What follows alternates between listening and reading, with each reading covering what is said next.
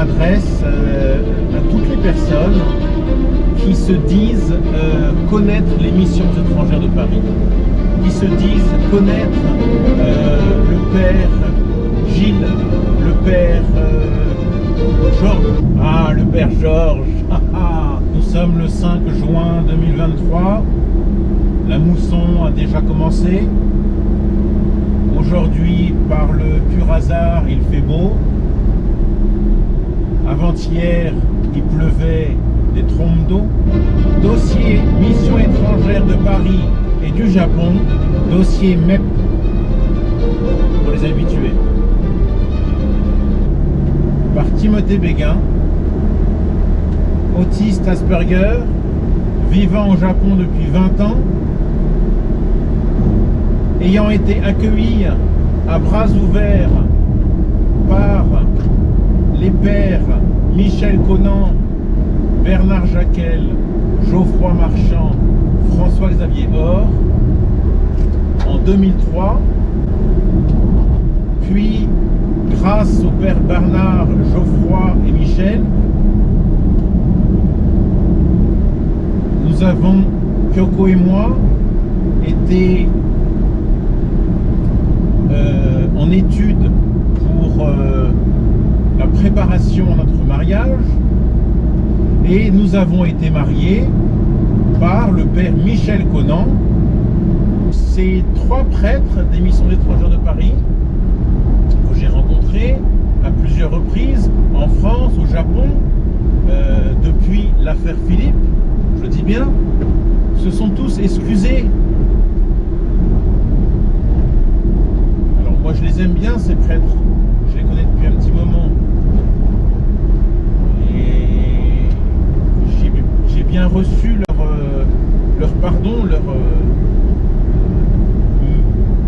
mais le père Georges, quel bon gars ce père Georges. Vous vous rappelez, père Georges, notre rencontre, ou plutôt cela a commencé en octobre, où nous avons fait des échanges par mail, puis par SMS, puis par téléphone. Vous vous souvenez de cela? Normalement, toute demande de rendez-vous, tout rendez-vous passe par une secrétaire, où il y a une tierce personne. Vous, non. Vous avez voulu absolument me rencontrer. Vous avez voulu absolument vérifier ce que je vous avais dit. Cher père Georges. Eh oui, je me rappelle bien.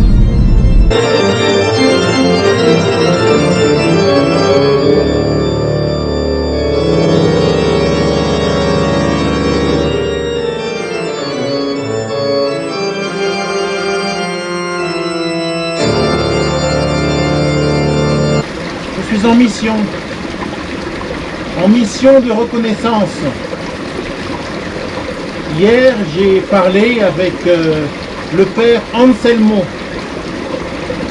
qui, à ma plus grande surprise, ne savait pas l'histoire des missions étrangères.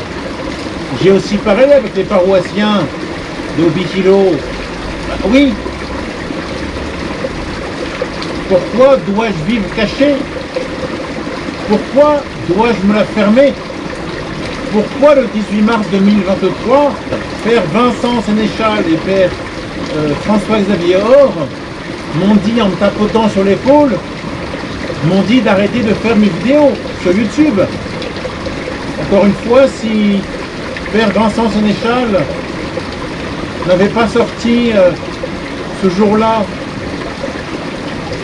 quelques petits propos désobligeants, oui, probablement j'aurais arrêté de faire mes vidéos. Oui, ça c'est vrai. Aussi, j'aurais pu arrêter de faire mes vidéos parce que je ne viens pas d'une famille, d'une éducation où on fait du mal aux autres. Parce que j'ai l'impression de faire du mal à l'église. J'ai l'impression de faire du mal aux missions étrangères de Paris. Et comme j'ai l'impression, du moins j'en suis plus ou moins convaincu, eh bien, c'est pas bien de faire ça. C'est pas bien de faire du mal aux autres. Même si quelqu'un m'a fait du mal, j'ai pas été éduqué, j'ai pas grandi, et je n'éduque pas mes enfants pour redonner le mal à la personne. Non. En tout cas, c'est pas ce que je fais pour Philippe Rittershaus, c'est pas ce que je fais pour les autres prêtres, et c'est pas ce que je veux faire pour l'Église, ni pour les missions d'étrangers de Paris. Mais après ce fameux rendez-vous du 18 mars, et après je me suis mis à réfléchir, j'ai beaucoup parlé avec Père François-Xavier Or, à son presbytère de Hobbit-Îlot. J'ai parlé aussi avec ses confrères des MEP au Japon et en France. J'ai réfléchi. Oui, ça fera du mal, mais vas-y Timothée. Si tu as le besoin de parler, ça fera du mal aux MEP, oui. De toute manière, il faudra qu'on passe par là. Parce que il y a eu trop de choses cachées par les missions étrangères dans le passé. Donc Timothée, vas-y. Ça nous fait chier, ça nous fera mal, mais vas-y. Alors je le fais pas avec des fusils mitrailleurs et en me disant chouette, il y a des têtes qui vont tomber. Non. C'est plus ma tête qui va tomber la première fois.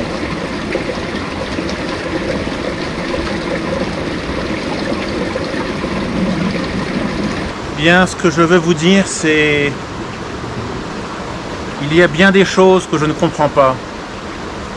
La première, c'est pourquoi le père Philippe Rittershaus, le 16 juillet 2022, a pensé nécessaire. Pourquoi c'était nécessaire de me dire qu'il était homosexuel? Oh merde, il y a des gens. Bien. Même en allant se balader, je croise des gens. Je n'ai pas la possibilité d'être tranquille. On va continuer de parler en roulant. Revenons-en au sujet, au dossier des missions étrangères de Paris en France et au Japon et les abus. Et pourquoi la plupart, pour ne pas citer de nom et de nombre, pourquoi la plupart des prêtres des missions étrangères au Japon disent qu'ils n'apprécient pas le représentant du supérieur général des missions étrangères au Japon, c'est-à-dire le père François-Xavier. Pourquoi la plupart de ces prêtres, jeunes ou moins jeunes, disent la même chose? Qu'est-ce qui se passe?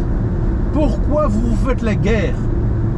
Je comprends pas que au sein de l'Église, entre prêtres, moi qui pensais que vous étiez tous liés d'amitié, de fraternité par Dieu, par l'Église, par tout ce que vous voulez, je pensais pas que des prêtres pouvaient se faire des guéguerres, des disputes de gamins. Je pensais pas que le père François-Xavier, par colère, par rage, par tristesse, puisse aller jeter les affaires d'un tel, voler les affaires de l'autre, traiter son confrère de tous les noms. Moi, lorsque j'ai vu, entendu tout cela, je n'ai rien dit. Mais j'ai été surpris de voir que chose pareille au sein de l'Église existe. C'est pas croyable.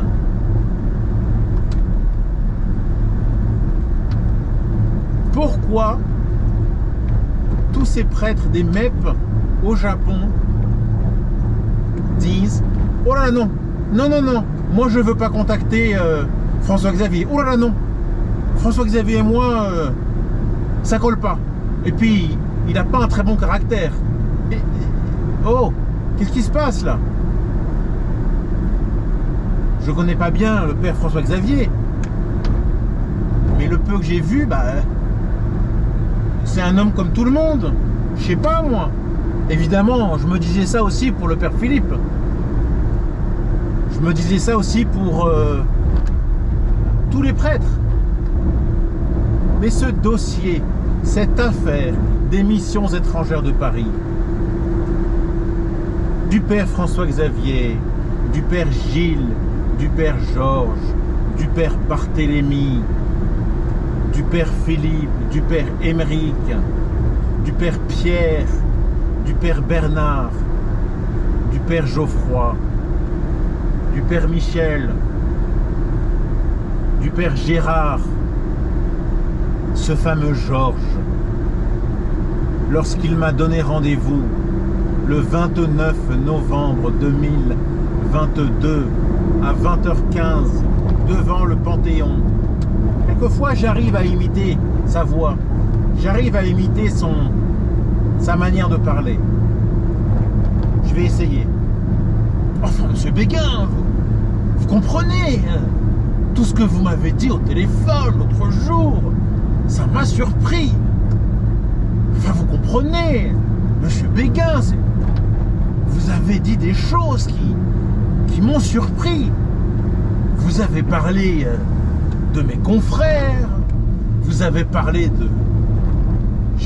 Vous comprenez, bien que je ne sois plus, bien que je ne fasse plus partie des missions étrangères de Paris, vous comprenez, c'est quand même ma famille. Alors, vous comprenez, j'avais envie de lui dire, non mais oh ta gueule, arrête de dire, vous comprenez, non je te comprends pas. Non, je comprends pas ce que tu me dis là mon gars. Ah, ce jour du 29 novembre, entre le Panthéon et la porte des Mèpes, il nous a fallu 30 minutes de marche. Où le père Georges marche pour sa petite taille,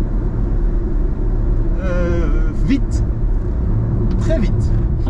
Le père Georges voulait parler du sujet, des sujets délicats qui vont faire mal d'ici peu. Car oui, je l'ai rencontré, car je savais qui c'était. Je savais ce qu'il cache. Mais ce bonhomme, le père Georges, est un sacré manipulateur et un sacré menteur. Et il prend les gens vraiment pour des cons. Ce soir du 29 novembre, il voulait absolument que les discussions importantes se finissent, car il se sentait suivi, ce bonhomme. Il n'arrêtait pas de tourner à gauche, à droite sa tête, comme si il se sentait pourchassé par quelque chose. Il voulait aller au café Les Mouettes, mais c'était fermé. Nous sommes allés au café de Varennes, où nous nous sommes mis à table à une terrasse. Le père Georges a pris une tisane. C'est comme cela que j'ai engagé la conversation sur les sujets dont nous avions déjà commencé à discuter au téléphone en octobre et en novembre. Et alors là, le père Georges a été un sacré menteur parce que je lui ai demandé pourquoi père Émeric est encore prêtre. Pourquoi n'a-t-il pas été déchu de son titre de prêtre? Je tiens à vous faire part d'un point important, car cela me travaille en permanence. Après avoir rencontré à plusieurs reprises le père Bernard à son domicile en France en septembre, puis en décembre 2022, à la suite de ce qu'il m'était arrivé, où je ne cesse toujours de chercher la vérité du pourquoi du comment,